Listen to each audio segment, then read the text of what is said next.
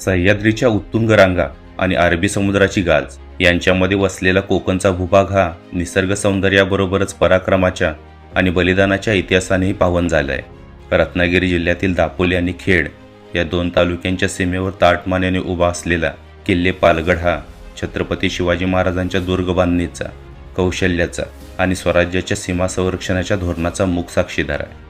आजच्या काळात पालगडचे नाव घेताच डोळ्यासमोर येते ती साने गुरुजींची श्यामची आई आणि कोकणातील निसर्गरम्य वातावरण।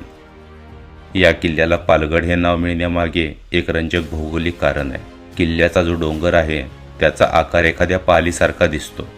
दूरवरून पाहिल्यास या डोंगराची सोंड आणि विस्तारलेली अंगे पालीच्या शरीराची आठवण करून देतात। प्राचीन काळी या परिसराला पालील किंवा पालनाथ असेही म्हटले जाई।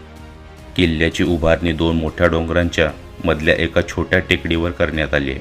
ही जागा अशा प्रकारे निवडली गेली आहे की मुख्य किल्ला खेड किंवा दापोली या दोन्ही बाजूने दुरून नजरेस पडत नाही। यामुळे हा किल्ला शत्रूपासून सुरक्षित राहण्यास मदत होत असते।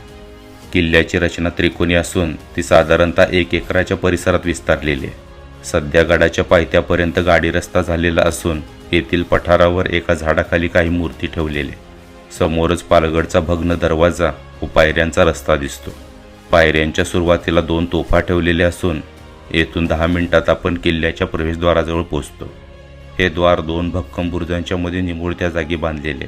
दरवाजाची उंची साधारणतः 8 फूट आणि रुंदी 3 फूट आहे। सध्या याची कमान कोसळलेली आहे। दरवाजातून किल्ल्यात प्रवेश करताच समोर वाड्याचे अवशेष दिसतात। येथे एक तोफ पाहायला मिळते। किल्ल्याला एकूण 9 बुरुज असून यातील 2 बुरुज किल्ल्याच्या दुसऱ्या दरवाजा शेजारी आहेत। या दरवाजातून येणारी वाट अवघड असून ती सध्या वापरात नाही। गडाची तटबंदी आजही मोठ्या प्रमाणात शिल्लक आहे। गडावर पाण्याची एक खोदीव टाकी पाहायला मिळते। या टाक्यासमोर भगवा फडकवलेला असून या शेजारी 2 तोफा ठेवलेले आहेत।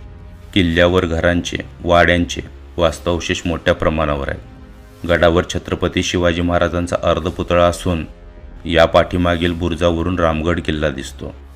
गडावरून पूर्वेस महिपतगड, सुमारगड व रसाळगड, पश्चिमेला मंडणगड आणि दक्षिणेला खेड शहर दिसते। संपूर्ण किल्ला 1 तासात पाहून होतो।